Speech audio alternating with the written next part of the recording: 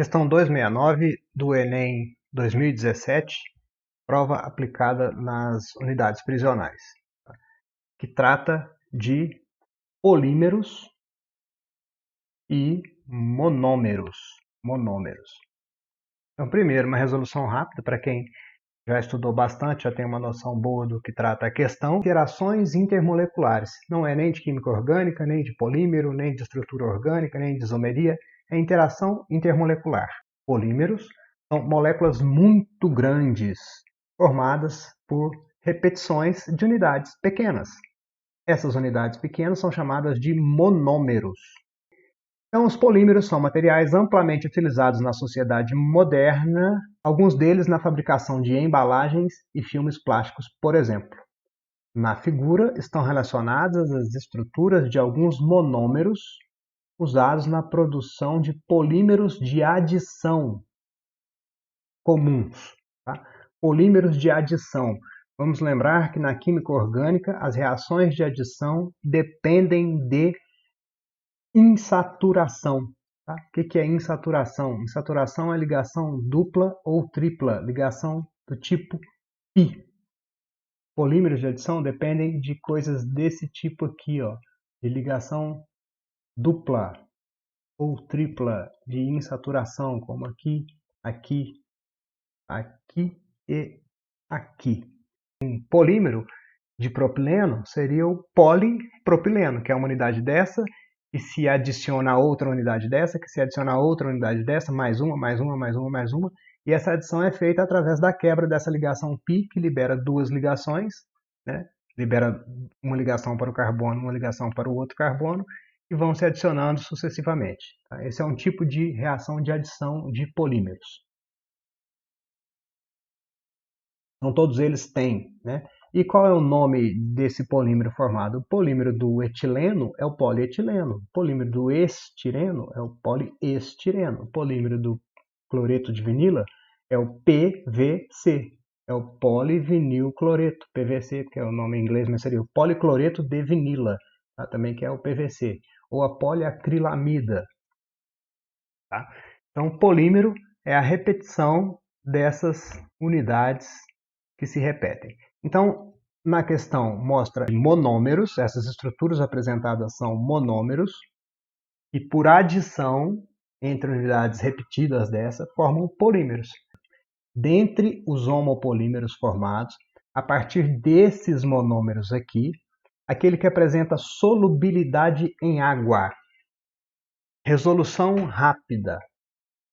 Para ser solúvel em água, tem que ter polaridade relativamente alta e, além disso, tem que ser capaz de fazer ligações de hidrogênio com a água. Tá? Existem basicamente três tipos de interações intermoleculares, entre dipolos induzidos, que é a mais fraca, entre dipolos permanentes, que é um pouco mais forte, e quando o dipolo permanente é mais forte ainda, a gente chama de ligação de hidrogênio. As moléculas de água fazem ligações de hidrogênio entre si. Elas não deixarão de fazer fortes ligações de hidrogênio entre si para passar a fazer uma interação com um dipolo induzido, tá? Porque ela vai largar uma ligação forte para fazer uma ligação fraca. Isso, energeticamente, é inviável. Então, a água só vai interagir com outra substância que também possa fazer ligações de hidrogênio, que tenham intensidade muito próximas ou até maiores que a intensidade das ligações de hidrogênio com moléculas de água, água com água mesmo, beleza? Então, ó, para quem já sabe um pouquinho, eu vou acelerar o processo aqui, ó. Carbono e hidrogênio. Isso aqui é um hidrocarboneto. Todo hidrocarboneto é apolar. Exemplo, gasolina, querosene, né, óleo diesel, essas coisas não se dissolvem em água, tá? Os derivados do petróleo em geral, parafina. Então, carbono e hidrogênio, hidrocarboneto é apolar, apolar não dissolve em água, propileno foi embora, etileno, mesmo raciocínio, carbono e hidrogênio apenas, hidrocarboneto não dissolve em água, estireno, carbono e hidrogênio, não dissolve em água, e aqui a gente tem, ó, carbono e cloro. Cloro é mais eletronegativo do que o carbono, então o cloro atrai a densidade eletrônica. Então a gente pode dizer que existe uma carga parcial negativa sobre o cloro e existe uma carga parcial, um delta minúsculo, tá? Esse é o que eu tentei desenhar aí, positivo sobre o carbono. Então o PVC, o policloreto de vinila, vai apresentar polaridade, porque ele não é hidrocarboneto, tem cloro, é um haleto orgânico. Tem polaridade. Porém, essa polaridade do cloro aqui não chega nem perto do que a gente tem na acrilamida, oxigênio e nitrogênio. E quando ocorre ligação de hidrogênio? A ligação de hidrogênio ocorre quando a gente tem um átomo de hidrogênio interagindo com flúor, não é nenhum dos casos aqui, oxigênio ou nitrogênio. H ligado a FON vai promover a ligação de hidrogênio. Ok? Então aqui tem cloro, aqui tem oxigênio e tem nitrogênio. Aqui tem 2 pontos para se fazer ligação de hidrogênio. Aqui não tem nenhum. Então qual vai ser mais solúvel em água? Aquele que mais puder fazer ligações de hidrogênio em água, com a água, que no caso é a acrilamida. Porém a pergunta é, dentre os homopolímeros, polietileno, estireno, propileno, acrilamida ou vinila, cloreto de vinila? Poliacrilamida. Tá? Por quê? Hidrocarboneto, hidrocarboneto, hidrocarboneto, tudo apolar, não dissolve em água. Cloreto de vinila é polar, mas não faz ligação de hidrogênio. A poliacrilamida tem oxigênio e nitrogênio, então ela tem no mínimo 2 sítios para fazer, 2 sítios, né, 2 locais para fazer ligação de hidrogênio, então por isso mais solúvel em água, na verdade nem é o mais, né, é o único, é a poliacrilamida, ok? A questão envolve o tema polímero, os polímeros, apesar de ser exclusivamente sobre interações intermoleculares, vamos fazer um parêntese aqui.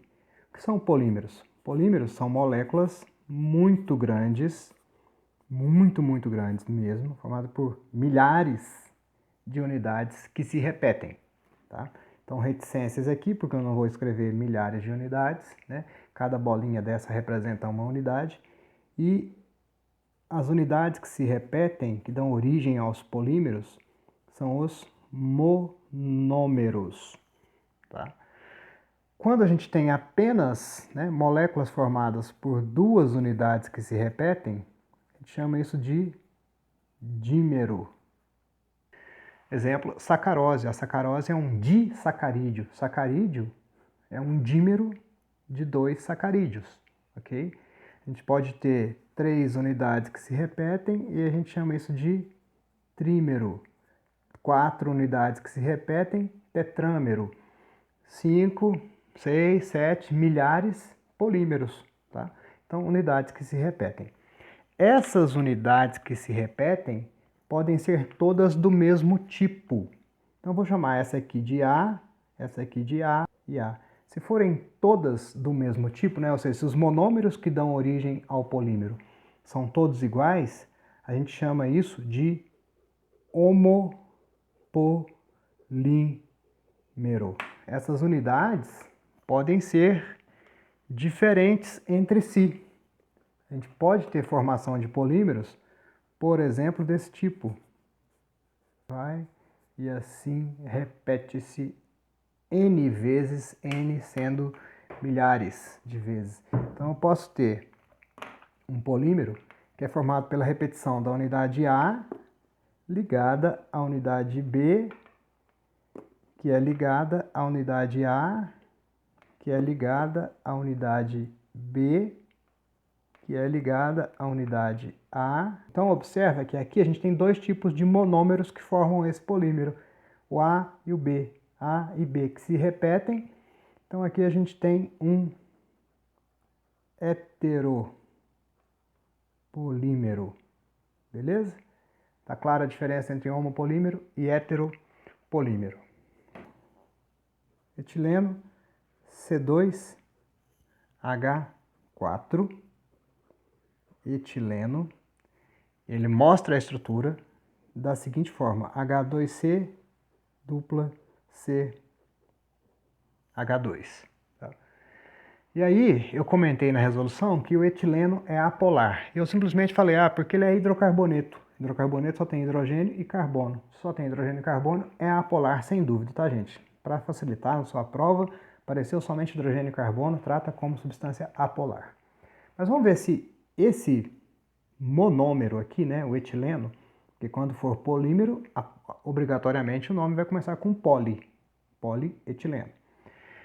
Como que é a estrutura desses carbonos? Você já assistiu às aulas sobre a química do carbono, sobre as hibridações e geometrias do carbono. Você sabe que esses carbonos que têm uma ligação dupla e duas simples são trigonais planos, apresentam hibridação do tipo sp2, tá? E são trigonais, ou seja, os ligantes ao longo desse carbono formam um triângulo, beleza? Então aqui tem hidrogênio, CH2, hidrogênio, hidrogênio, ok? Para a gente estudar polaridade, a gente precisa de um conceito muito importante que é a eletronegatividade. Eletronegatividade, os 10 mais eletronegativos são fósforo e hidrogênio. Provavelmente você já tem alguma frase que eu não vou citar, mas você deve ter alguma para decorar quais são os 10 mais, os top 10 da eletronegatividade.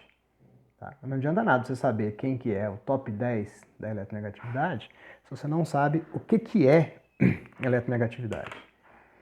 Em cada ligação dessa, em cada tracinho desse, tem um par de elétrons, certo?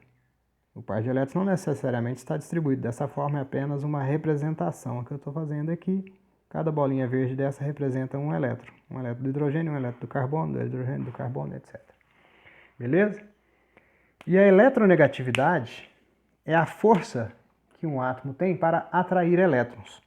Então, se a gente compara aqui entre carbono e hidrogênio, ó, entre carbono e hidrogênio, o carbono é um pouquinho mais eletronegativo, o hidrogênio é o 10º mais eletronegativo, nono, 8º é o carbono, então ele é um pouquinho mais eletronegativo do que o hidrogênio. O que isso significa? Significa que ele vai atrair esse elétron. Na verdade, a forma correta de dizer é que a densidade eletrônica dessa ligação, né, isoladamente, tende a se aproximar do carbono, ou seja, existe uma força apontando para o carbono. O mesmo a gente pode fazer para essa ligação. Essa ligação tem o carbono mais eletronegativo do que o hidrogênio, então os elétrons são atraídos no sentido do carbono. Nessa outra ligação aqui, mesma coisa, e nessa outra ligação aqui, mesma coisa, ou seja, o carbono é mais eletronegativo do que o hidrogênio, então ele atrai elétrons, beleza?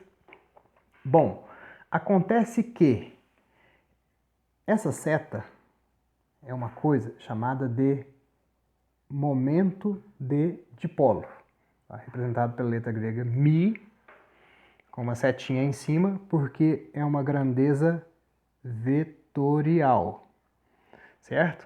Então ela tem força, né, tem módulo de força, direção e sentido. Os vetores estão assim, ó. Esses dois e esses dois. Eu estou simplificando.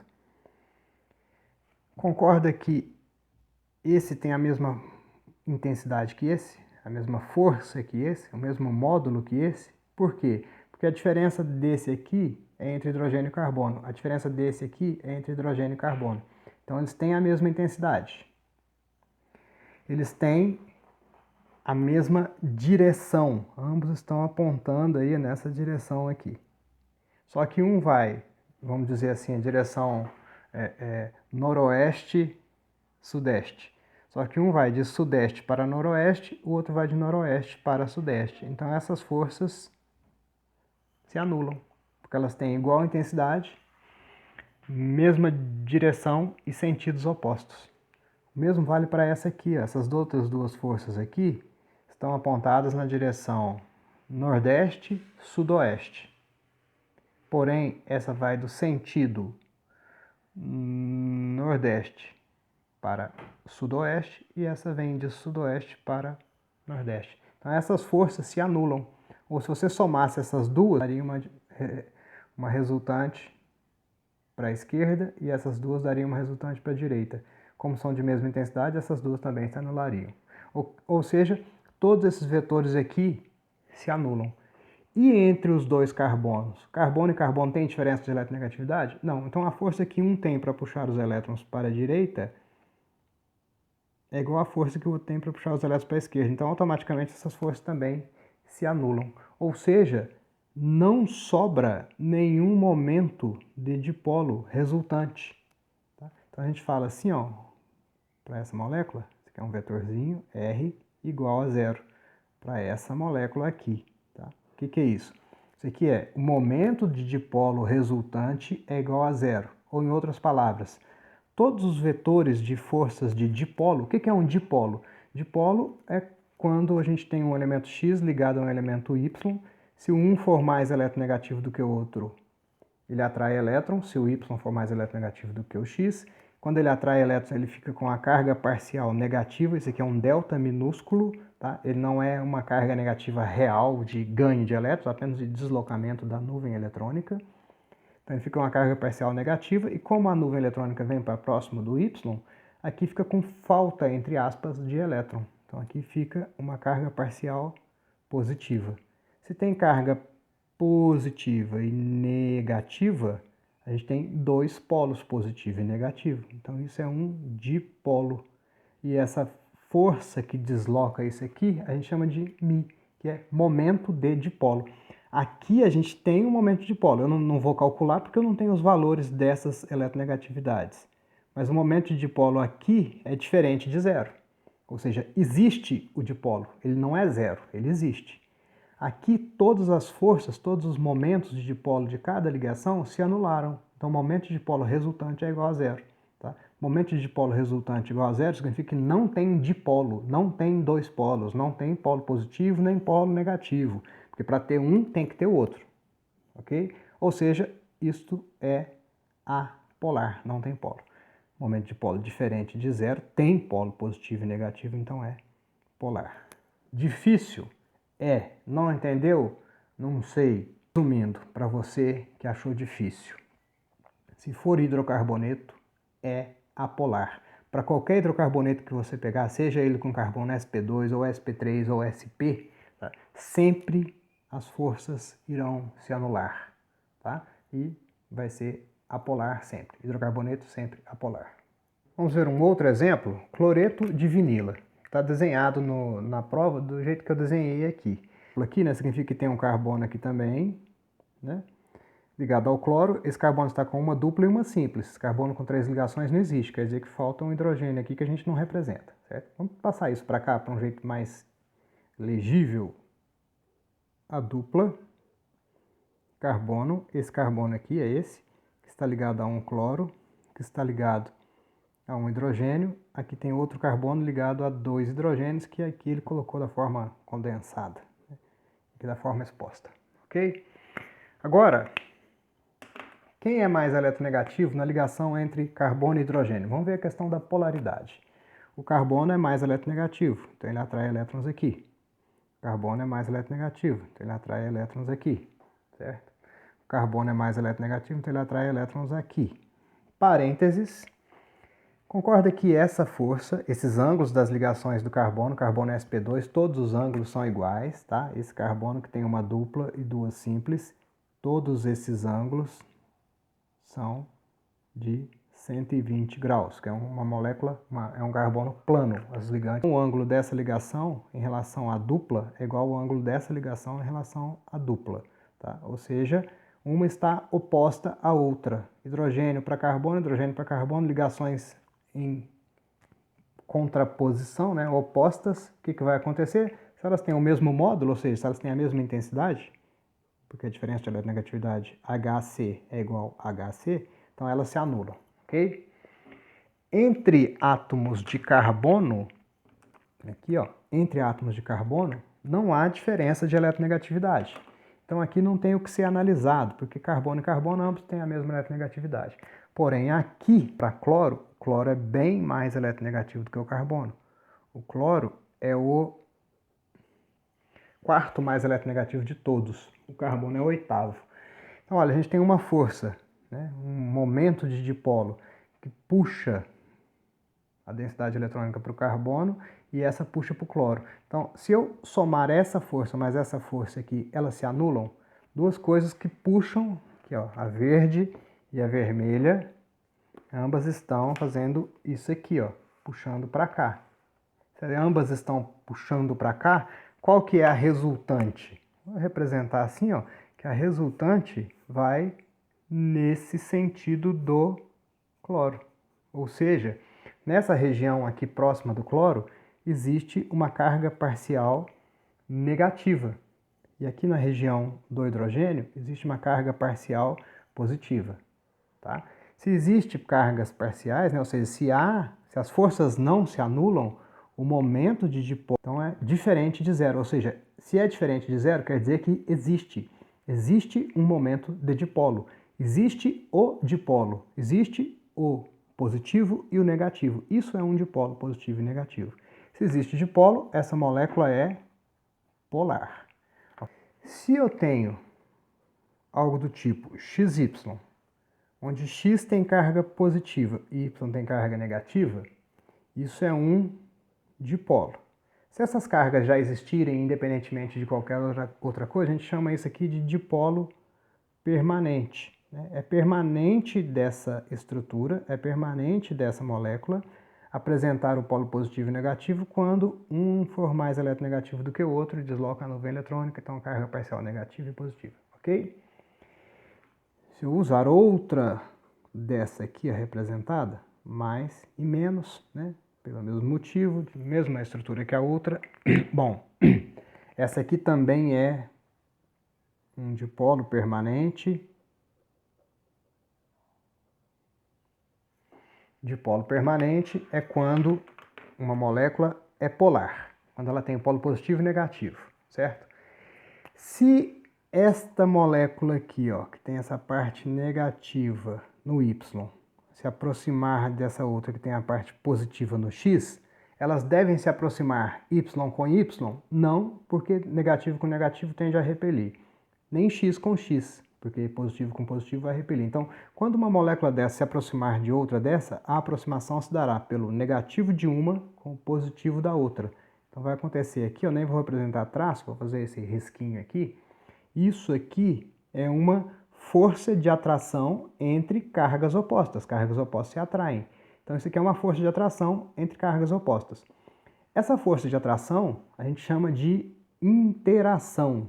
Tá? Na química a gente usa esse nome para diferenciar de ligação. Quando a gente fala ligação, é ligação química, do tipo covalente ou metálica ou iônica.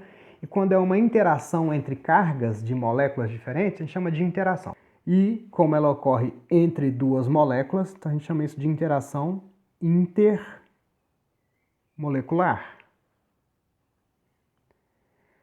Essa interação intermolecular, a gente vai ver exemplos aí, né? Existem 3 tipos, mas essa aqui ocorre entre uma molécula que tem dipolo e outra molécula que também tem dipolo. Então o nome dessa interação pode ser, né, pode ser encontrado aí nos livros, nas questões, nos exercícios, nas provas, etc. Interação do tipo dipolo-dipolo. É a interação desse dipolo com o outro dipolo. Aqui eu só coloquei 2 moléculas, mas teria outra aqui, outra ali, outra aqui, estaria cheio. Outro nome para essa é interação entre dipolos permanentes, tá? É a mesma coisa, só o nome que muda. Esse aqui não é um dipolo permanente? Esse aqui também é um dipolo permanente. Então a interação entre dipolos permanentes chama-se interação entre dipolos permanentes. Tá? Ou interação do tipo dipolo-dipolo. Beleza? Joia! Tem um caso especial dessa interação que ocorre, por exemplo, aqui. Água, vou simplificar o desenho, água, oxigênio mais eletronegativo, ele atrai a densidade eletrônica, se a densidade eletrônica vai lá para o oxigênio, ele tem carga parcial negativa. E os hidrogênios têm cargas parciais positivas. Se eu desenhar uma outra molécula de água aqui, por exemplo, O oxigênio atrai a densidade eletrônica, então ele tem uma carga parcial negativa, os hidrogênios têm cargas parciais positivas, certo? Isto aqui é uma molécula de água, isto aqui é outra molécula de água, né? Mais ou menos angulares aí, tentei fazer o desenho. Uma tem polo positivo, a outra tem polo negativo. Então, pode haver alguma força de atração entre elas? Pode. Existe essa força de atração aqui. Então, isso que está representado aqui também é uma interação entre moléculas. Interação intermolecular.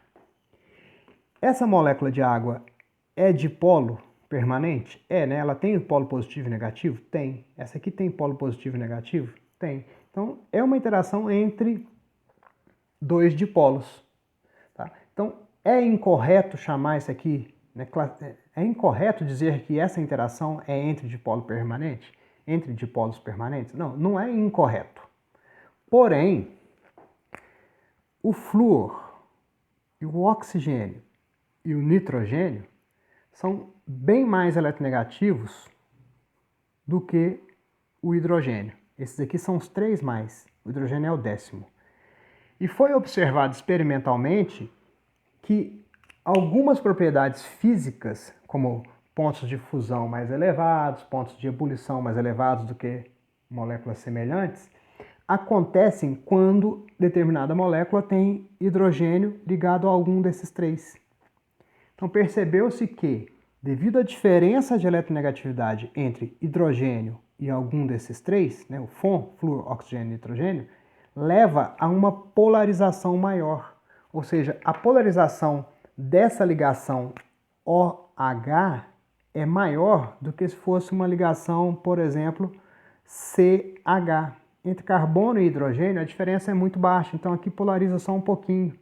Entre oxigênio e hidrogênio a diferença é muito alta, então polariza muito. Então, essas cargas são maiores do que quando o hidrogênio está ligado ao carbono, por exemplo. Se as cargas são maiores, a força de atração também é maior. Tá? Não é o melhor modelo para explicar isso, porém, pode te ajudar a entender. Você já estudou a lei de Coulomb? Que a força de atração é dependente de uma constante, chamada constante de Coulomb, que multiplica a carga positiva, que multiplica a carga negativa, e é inversamente proporcional ao quadrado da distância entre essas cargas. Bom, então aqui, para a nossa questão aqui, a gente está trabalhando com cargas, tá? Principalmente. Quanto maiores forem as cargas, maior vai ser a força de atração. Então, quanto maior for o deslocamento da densidade eletrônica, maior fica a carga. Quanto maior fica a carga, maior é a força de atração.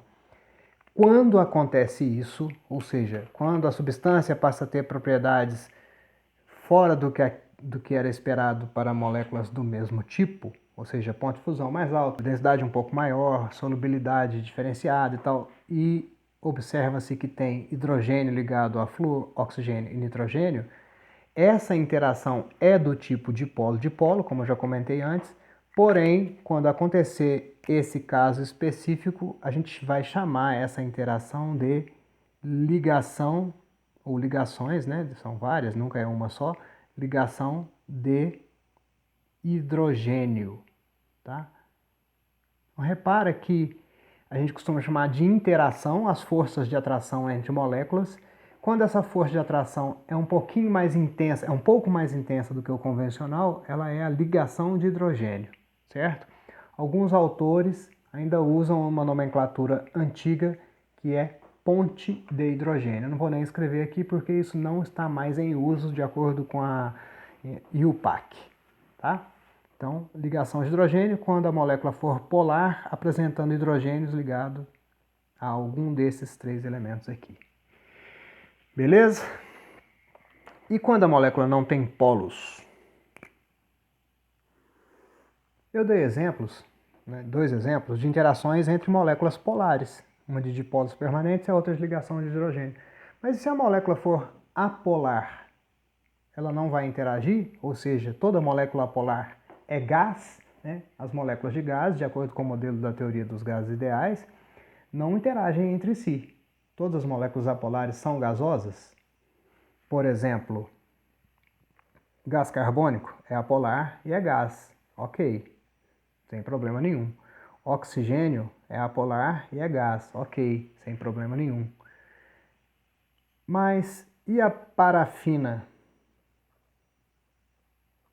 Ela é apolar, mas é sólida na temperatura ambiente. Tem um ponto de fusão baixo, mas é sólida na temperatura ambiente. E o querosene? E a gasolina? E os demais derivados do petróleo? São líquidos, às vezes líquidos viscosos, né? Mas são apolares, não são gases. Então, como que eles interagem? Vou pegar um exemplo aqui do iodo. Iodo, que é sólido na temperatura ambiente. Iodo é formado por 2 átomos de iodo. Iodo com iodo tem elétrons aqui nessa ligação. Como eles apresentam a mesma eletronegatividade, a força que o da direita tem para atrair os elétrons é igual ao que o da esquerda tem para atrair os elétrons. Desenhei de tamanhos diferentes, mas essas forças são iguais, tá? Porém, mesma direção, né? Da esquerda para a direita, horizontal.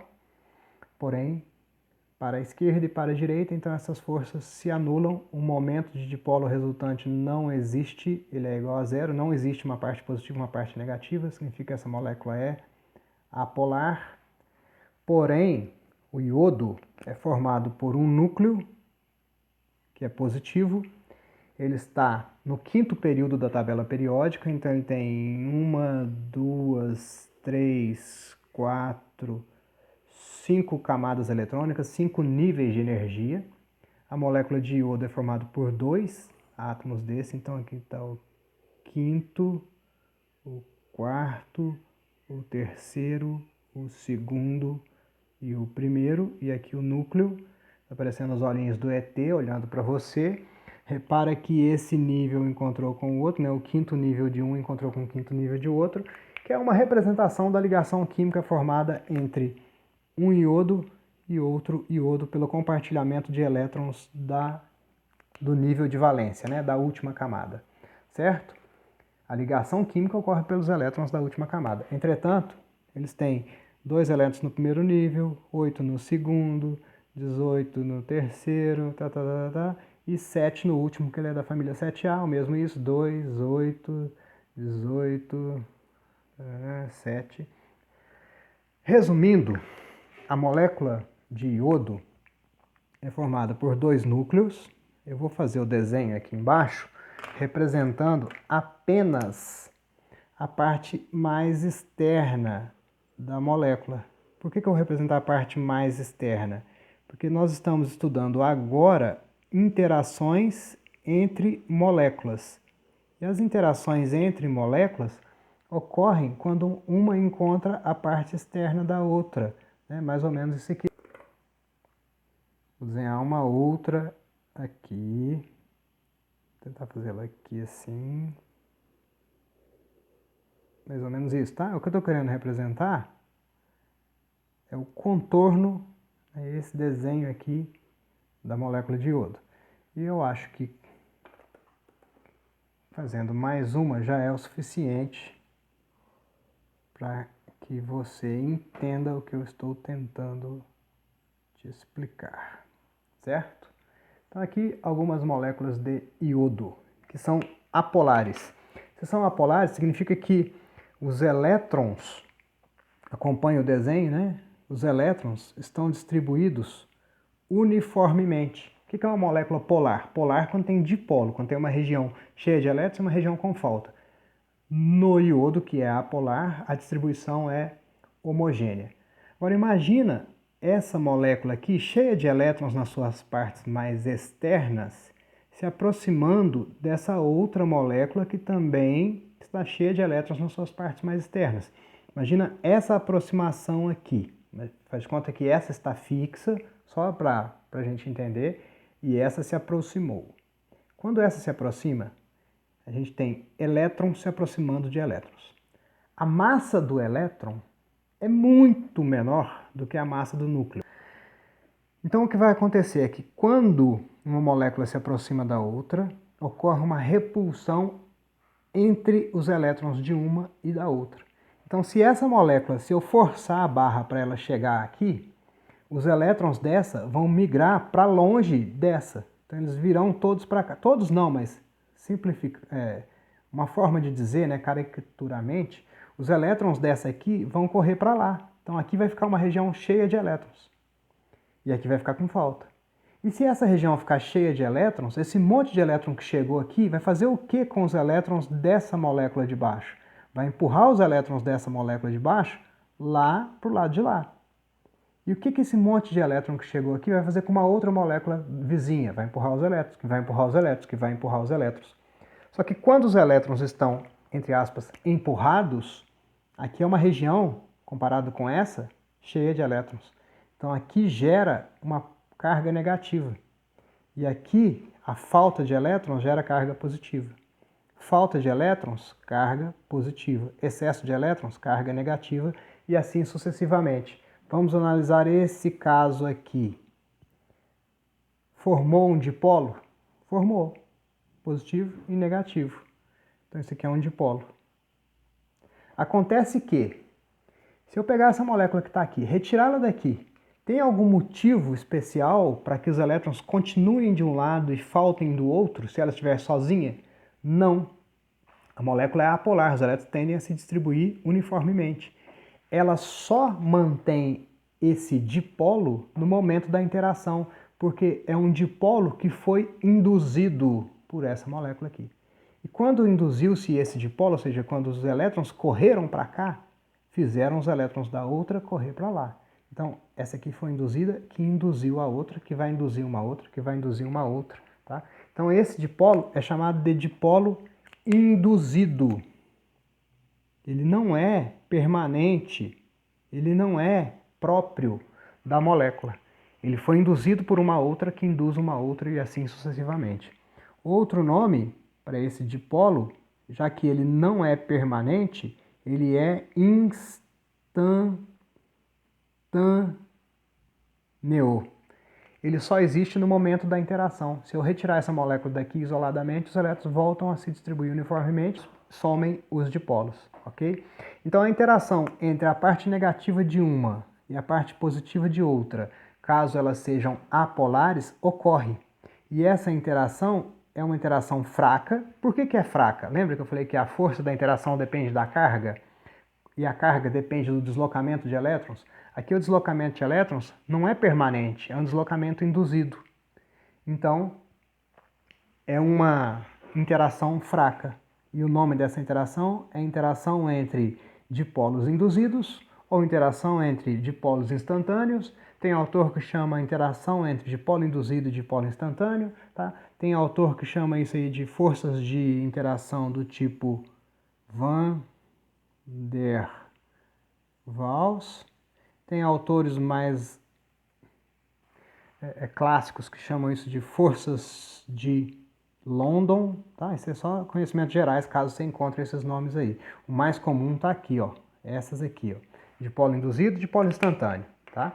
Que ocorre entre moléculas, são os principais nomes, tudo é a mesma coisa, tá? Que ocorre entre moléculas que são naturalmente apolares. Elas se polarizaram por indução. Beleza? Voltando na questão, por que a resposta é acrilamida? Ou seja, por que a acrilamida apresenta solubilidade em água? Por causa disto aqui, ó. Vou marcar com vermelhinho, ó, por causa desses hidrogênios, por causa desse nitrogênio e por causa desse oxigênio. Tá? Lembra que as interações do tipo ligação de hidrogênio ocorrem quando a molécula tem átomos de hidrogênio ligados diretamente a flúor ou ligados diretamente a oxigênio ou nitrogênio. Devido à diferença de eletronegatividade, dá uma característica especial, certo? E a água, ela tem justamente o H ligado ao oxigênio, certo? Então a água tem polo positivo no hidrogênio, polo negativo no oxigênio, representando, o correto seria usar o delta, né? Delta mais, delta menos, porque é carga parcial negativa, delta minúsculo. Vou desenhar o carbono aqui para lembrar, né? Que é uma carbonila. O oxigênio é mais eletronegativo do que o carbono, então ele atrai a densidade eletrônica, ele é menos. O nitrogênio atrai a densidade eletrônica, então ele é menos. O carbono aqui é mais. Os hidrogênios perdem para o nitrogênio, então esses hidrogênios também são mais. Então, essa molécula é polar, né? Tem polo positivo no H e no C, tem polo negativo no N e no O. Então, entre moléculas de água, vou simplificar aqui. Então imagina que a água líquida está lá, purinha, polo negativo no oxigênio, polo positivo no hidrogênio. E ela está fazendo interações, né? A água líquida significa que tem moléculas de água interagindo com moléculas de água. Essa molécula aqui está sendo atraída pela molécula de baixo e vice-versa. Então existe uma força de atração entre elas. Por que essa molécula vai largar, né? Por que essa ligação química aqui, essa interação aqui vai ser rompida? Para romper uma interação, precisa absorver uma energia. Espontaneamente, a água só vai fazer isso, ou seja, só vai deixar essa ligação ser quebrada se energeticamente ela estiver fazendo uma outra ligação de mesma intensidade ou maior. Então, essa molécula de água pode se soltar da de baixo para se ligar à acrilamida. Se esse hidrogênio que é positivo interagir com esse oxigênio aqui, pode. Por quê? Porque olha esse H agora aqui, ó, esse H. Ele está ligado a FON interagindo com outro FON. Então, isso é também uma ligação de hidrogênio. Então, separou uma para fazer outra. Isso é viável? É viável. Então, pode acontecer? Pode. E, além disso, a acrilamida tem outros sítios. Sítios são locais, né? Onde pode ocorrer a ligação de hidrogênio. Olha o N. Se a gente tiver uma molécula de água aqui, vou tentar desenhar aqui assim, ó. Molécula de água. Tá? Representação aqui aleatória. Molécula de água, oxigênio negativo, hidrogênio positivo. Vamos supor que essa molécula de água aqui estivesse interagindo com essa aqui. Vale a pena para essa molécula largar aqui, a interação água-água, para ligar-se ao nitrogênio aqui? Sim, por quê? Porque H é positivo, N é negativo. Agora repara este H. Ele está ligado a FON? Está. Está interagindo com FON? Está. Então, como é que chama isso aqui? Isso aqui também é uma ligação de hidrogênio. Tá? Mais um último exemplo nesta molécula. Eu vou desenhar uma molécula de água aqui. Aqui. Mesma coisa que eu fiz em todos os outros, O menos H+. Essa aqui é uma molécula, imagina que ela estivesse interagindo com uma outra. Vale a pena para ela largar outra para interagir com a acrilamida? Vale, porque o O negativo pode interagir com o H positivo. Agora o foco nesse H. Esse H está ligado a FON? Está. Nitrogênio. Está interagindo com FON? Está. Oxigênio. Então isso aqui também é ligação de hidrogênio. Ou seja, a acrilamida tem 2, 3, 4 sítios para fazer ligação de hidrogênio. Tem 4 lugares nela onde a água pode se ligar. Por isso, a acrilamida é solúvel em água. Beleza? Esse hidrogênio aqui faz ligação de hidrogênio? Não. Por que não? Porque ele não está ligado diretamente à FON. Tá? Esse carbono faz ligação de hidrogênio? Não. Por quê? Porque ele não tem H, né? E nem é ligado à FON. Beleza? Essa é a característica. Joia, espero que tenha sido útil, bons estudos e até a próxima.